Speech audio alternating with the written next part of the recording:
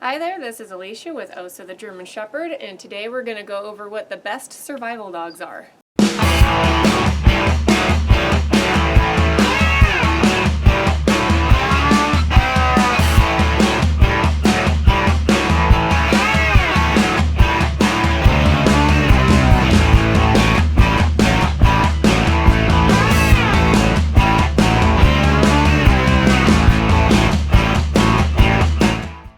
So this is kind of a fun one. I just was thinking about it and decided, hey, let's do a video on it. The dogs chosen on this list are just based off of my experience working with dogs for 7 years, as well as popular opinion and a little bit of research. So some things to keep in mind with this list are that not all breeds are what they used to be. Dogs are going to have different training needs. Depending on the size of different dogs, they're going to have food requirements. Some breeds are easier to handle over than others. You'll want to consider noise level and maintaining the training and physical fitness of the dog. And then something to keep in mind is you're going to want to become your own vet. If something happens and you end up having to survive out in the wild, you can't just go to the local vet if something happens to the dog. So that will become your responsibility. So let's get started.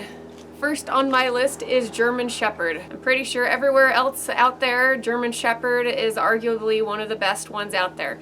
No, not like Osa. She is a show line. She is not built like a working dog that is a little bit smaller, is more athletic, and is more going to be better suited for a survival situation. But a German Shepherd is easier for the average person to train. They have a coat that makes them good for kind of dual purpose climates, whether it's cold or a little bit warmer weather. And as with any of these dogs, your weight range is going to be about 60 pounds or less as far as being able to feed the dog. They have the ability to do a variety of things for you in a situation, including protection, tracking, security, herding, detection. So I think most would agree that a German Shepherd is a good pick for this list. I would say anything that a German Shepherd can do, a Malinois can do better. These dogs are very athletic, very driven, and can perform a variety of tasks for you. I'd say my only critique with Malinois is that they're not as user-friendly for the average owner because they do have extremely high training and exercise requirements. But if you are dedicated and able to have one in your family, then it can be a great pick for you. I'll admit I'm a little hesitant to put Pitbull on there. Not that they're necessarily bad dogs, but I just think that a lot of people